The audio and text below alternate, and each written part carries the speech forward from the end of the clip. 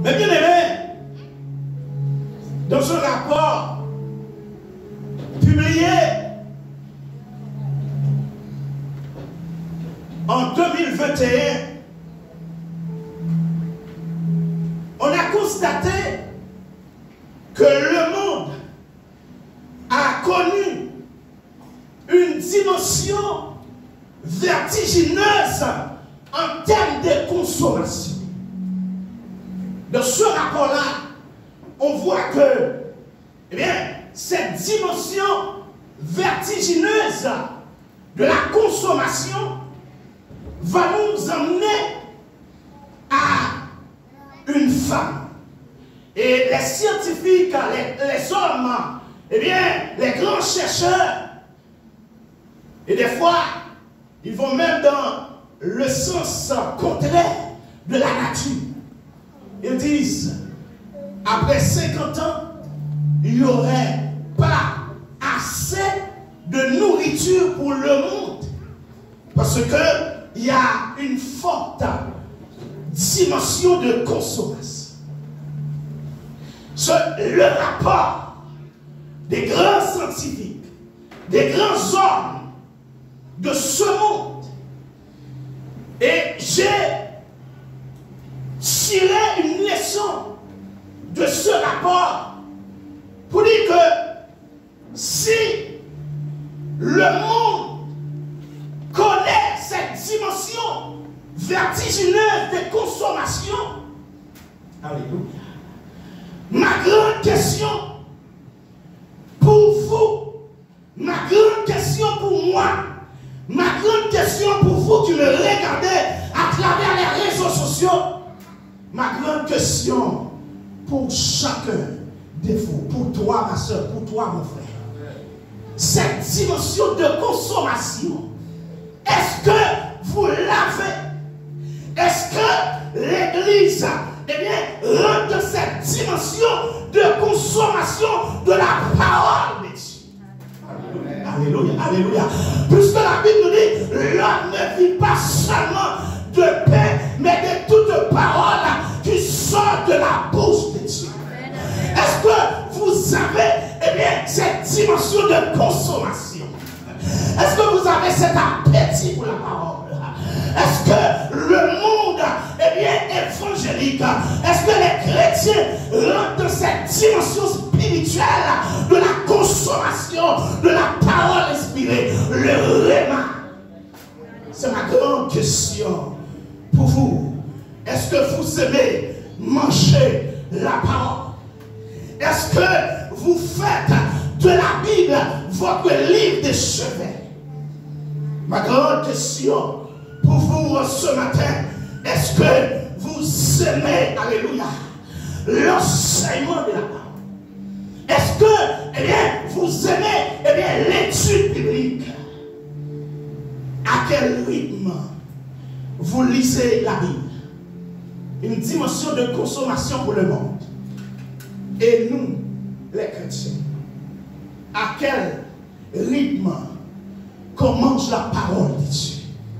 Est-ce que vous passez plus de temps sur WhatsApp, sur Facebook que dans la méditation? Est-ce que vous TikTokez au lieu de méditer? Est-ce que vous passez plus de temps à TikToker au lieu de passer du temps à méditer la parole de Dieu? Alléluia. Puisque, eh bien, TikTok ne nous mène nulle part. Eh bien, c'est la parole qui nous fortifie. C'est la parole qui nous aide à avoir la connaissance de Dieu. C'est la parole qui nous aide à comprendre mieux la puissance du Saint-Esprit. Je vais passer plus de temps de la méditation, de la prédication, de l'enseignement, que de passer du temps sur TikTok, WhatsApp, Facebook. Alléluia. Je veux rentrer dans cette dimension de consommation. La parole. Parole. Parce que pour pouvoir rentrer dans cette dimension qu'on vient de parler et que je suis en train de parler. Une dimension pour résister comme un homme fort, comme une femme forte. Eh bien, il faut connaître la parole. Est-ce que vous voulez connaître la parole? Est-ce que vous voulez rentrer dans cette dimension-là? Alléluia. Je veux rentrer dans cette dimension. Je vais expérimenter cette dimension de la parole. Il est important, mes frères, de rentrer dans cette dimension. Puisque, alléluia, pour pouvoir demeurer, pour pouvoir rester dans la vérité, pour pouvoir rester sur le chemin que Dieu nous a placé, il faut connaître il faut connaître Dieu, il faut connaître la volonté de Dieu. Et pour connaître la volonté de Dieu, il faut connaître la parole. Alléluia. Il faut rentrer dans cette dimension-là. Et mes frères et sœurs, autant vous lisez la parole, autant vous comprenez la parole. Autant vous lisez la parole, autant vous comprendrez la parole. Autant vous comprendrez la parole, autant vous aurez de l'appétit pour, alléluia, savourer la parole. Puisqu'on dit, c'est en mangeant que l'appétit. J'ai l'appétit pour l'hamburger, j'ai l'appétit pour les fruits de McDo. Je ne fais pas de publicité. J'ai l'appétit pour dirigetion haïtienne, pour alléluia, ricoler, pour banane pesée, piclis. J'ai un collègue de travail. Il n'avait jamais à manger au travail. Mais si l'on va manger, est-ce qu'on est là? Est-ce qu'on est plus ça? Est-ce qu'on est plus ça? Est-ce qu'on est banane pesée à ricoler? C'est un ami martiniquais. Je sais que parmi vous, il y a pas mal de personnes qui aiment la cuisine haïtienne. Ouais. Ça, je suis bien conscient. J'aime bien ricoler les légumes. Ah ouais. Au bon cabrit là, il y a petit. Et d'ailleurs, ma femme peut en témoigner. Eh bien, je dis à ma femme, et presque c'est chaque dimanche, je dois manger du cabrit. Chef. Moi, j'aime ça. Bon, alors, la question cabrit, bien frit là. Et puis, on pique les à côté, là, ça descend bien. Le droit matin, il faut descendre la parole comme ça. Il faut avoir un appétit pour la parole. Il faut avoir un goût pour la parole. Alléluia, la parole à prêcher, ou pas qu'à dormir. Les enseignements, ou pas qu'à dormir. La caillou, prends un petit temps pour méditer. Prends la Bible, rentrez dans la parole. Puisque la parole donne une nouvelle dimension. Il faut bien ancrer dans l'évangile. Pour pouvoir bien ancrer à l'évangile, il faut savourer la parole. Alléluia. Certainement, on dit, si cette consommation vertigineuse continue, il y aurait pas dans 50 ans assez de nourriture pour le monde. J'ai une nouvelle, alléluia. J'ai une bonne nouvelle pour vous, alléluia. La Bible, qui est la parole inspirée, alléluia. Alléluia, la parole inspirée. La Bible est une banque alimentaire qui ne s'épuise. La Bible est une banque alimentaire. Elle ne s'épuise jamais. Autant manger la parole, autant d'inspiration, autant vivre dans la parole, autant parole à venir. La parole est une source inépuisable. Une source éternelle. Alléluia. Alléluia. Mes frères et sœurs, autant qu'on rentre dans cette dimension-là, autant qu'on fait plus d'expérience avec Dieu. Et ça fait me rire des fois. Pour un prédicateur, il a un seul sujet tout le temps. Dieu te bénit. Dieu te bénit, Dieu te guérit. Et c'est que ça, parce qu'il ne trouve pas d'autres paroles. Et pourtant, la parole, c'est une source qui n'épuise. Une source intense. Alléluia. J'aime bien la parole, j'aime bien rester dans la parole. Mais bien aimé, par semaine, eh bien, si j'évalue, j'ai environ 3 prédications à préparer. Mais autant que je reste dans la parole, sur autant il y a un autre sujet. Autant il y a un thème, il y a un autre sujet qui découle.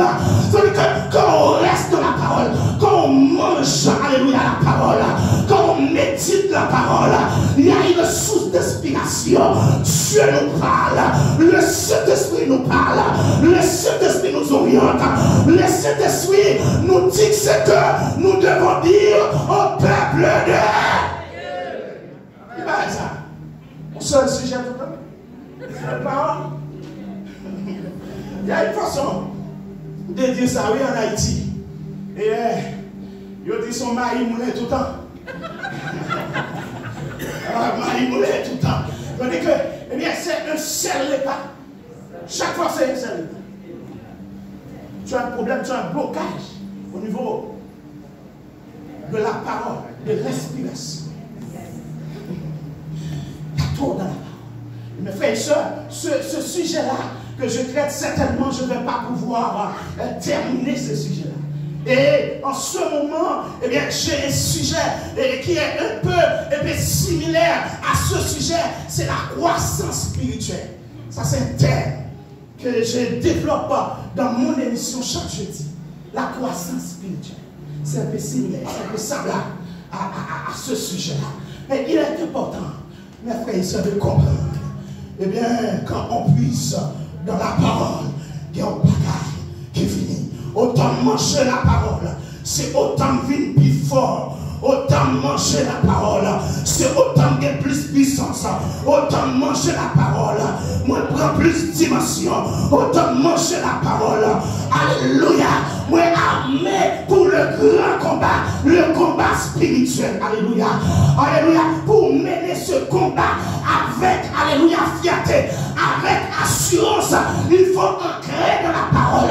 Et quand on est ancré dans la parole, on a la dimension qu'il faut. On a la confiance qu'il faut. L'ennemi est fort, l'ennemi est puissant, Satan est fort, Satan est puissant, mais la parole me dit, alléluia, la Satan, le diable, il est puissant, mon Dieu, mon l'Éternel, il est tout. Alléluia. Et s'il est tout puissant, moi je suis tout puissant. Amen, amen. Il y a un grand auteur, et en préparant la prédication, j'ai dit c'était ce grand auteur, il dit, on peut croire à la victoire, on peut croire à la victoire, mais il y a une différence entre croire à la victoire et savoir qu'on a la victoire. Dit, il va plus loin pour dire, c'est une bonne chose de savoir qu'on est vainqueur. Mais il y a une autre dimension. Alléluia! Je ne suis pas seulement le vainqueur, mais je suis plus que. Tu déclares cela sur votre vie. Je suis. Déclarez ça. Vous m'entendez à l'église là. Je suis plus que vainqueur. Ma soeur, mon frère, tu es plus que vainqueur. Devant, alléluia, les obstacles, je suis plus que vainqueur. Devant le chômage, je suis plus que vainqueur. Devant tentative de suicide, Je suis plus que vainqueur devant la mort. Je suis plus que vainqueur par celui qui m'a. Je suis plus que vainqueur. Pas seulement un vainqueur. Je suis plus que vainqueur. Je suis plus que vainqueur. Mais bien aimé, il y a le chrétien. On termine à quelle heure? Je savais qu'il n'allait pas y aller. Il n'y a pas de problème. Il n'y a pas de problème, même si c'est au mois de décembre, à la fin du mois, je vais terminer quand même. Mais je vais aller comme Dieu m'a orienté. Amen.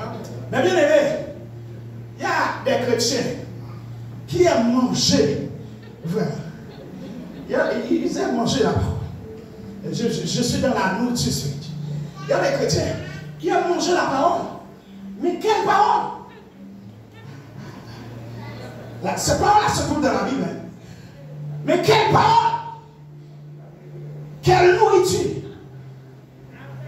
La nourriture légère. Très légère. La nourriture qui n'est pas solide, c'est cette nourriture-là que je vis. J'aime bien entendre les prédicateurs, les enseignants, mais l'enseignant qui enseigne sur la prospérité, l'enseignant qui enseigne que je vais me marier, l'enseignant qui enseigne que, eh bien, quoi que ce soit, eh bien, Dieu a un plan, eh bien, il va te donner ton mari, ta femme, eh bien, c'est cette nourriture-là. Il y a des chrétiens, c'est cette nourriture-là. Qui fait manger la nourriture légère. Alléluia. Frères et sœurs, pour rentrer dans cette dimension que je vous parle, il ne faut pas seulement la nourriture légère. Il faut rentrer dans la nourriture solide. Écoutez ce que le serviteur a dit. Alléluia. Hébreux chapitre 5, verset 14.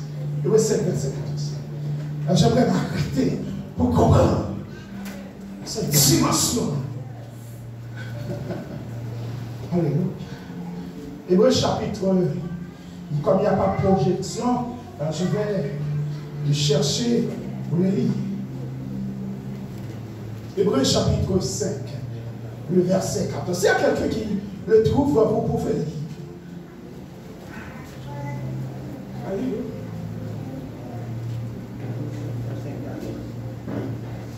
Hébreux 5,14. Mais la nourriture solide est pour les hommes faits, pour ceux dont le jugement est exercé par l'usage à discerner ce qui est bien et ce qui est mal. Alléluia. Alléluia. La nourriture solide pour qui? Pour les bébés? Non, les hommes faits. Pour les hommes faits. En d'autres termes, pour les hommes qui rentrent dans cette dimension spirituelle. Pour les hommes qui connaissent un autre niveau spirituel. C'est la nourriture solide que vous devez manger. Alléluia. Donc, mes frères, dans cette dimension-là, dans cette nourriture solide-là, il faut jeter le mal, ramasser le bien. Il faut jeter les iniquités pour ramasser la piété. Jeter, alléluia, la sainteté, ma propriété pour ramasser la sainteté. Le péticité n'est pas pour un homme dimensionnel. Un homme, une femme qui connaît une dimension spirituelle. Quand on me parle de quitter le péché, je me sens concerné. Puisque la Bible dit, tout homme est péché et sont privés de la gloire de Dieu. Ça veut dire que le péché est là. Si le péché est là, je dois mener une lutte contre le Et des fois, nous menons une lutte contre le frère qui est dans le même groupe. Comme la sœur qui chante dans le groupe de chante. On mène un combat, une lutte contre le voisin. Mais nous ne menons pas ce combat contre le péché.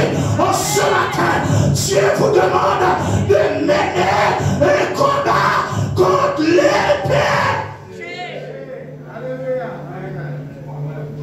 Nourriture solide. Amen.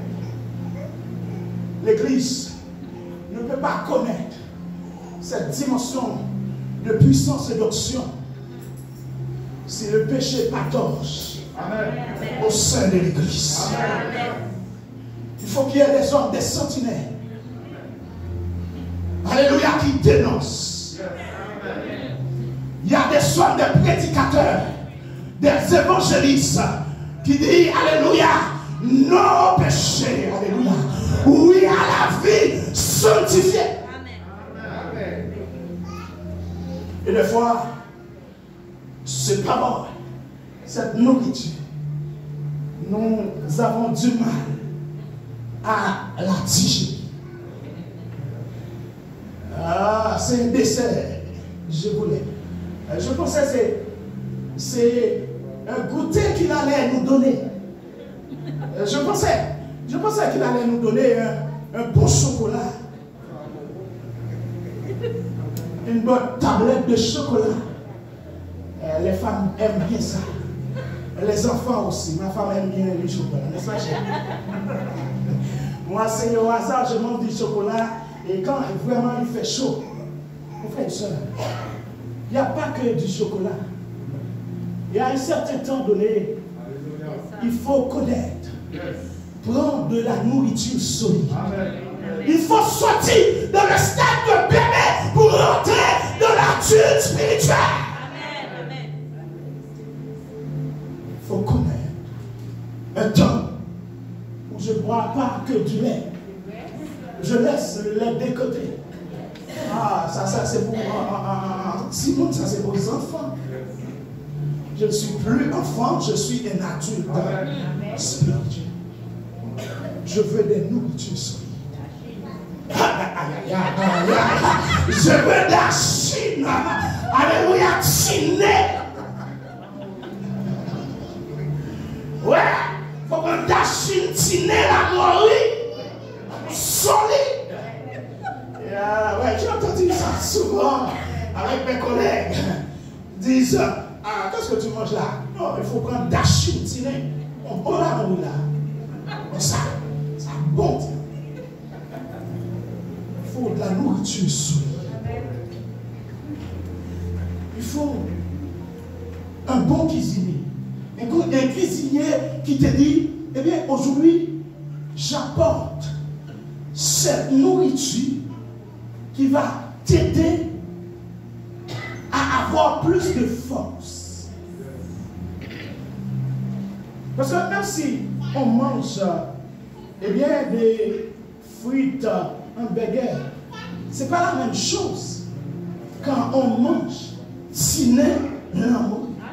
Ce n'est pas la même chose quand moi-même je mange on peut tirer légumes collés. Et comme vous voulez, vous pouvez remarquer, on peut boire, Ah, c'est les légumes qui m'étaient là. Ah, ouais, légumes qui m'étaient là. Oh, je veux en ce matin cette nourriture pour vous, Shiba. Ma soeur, mon frère, je veux cette nourriture solide. Alléluia. Je veux cette nourriture solide. Et certainement, dans 1 Pierre, c'est peut-être le dernier verset.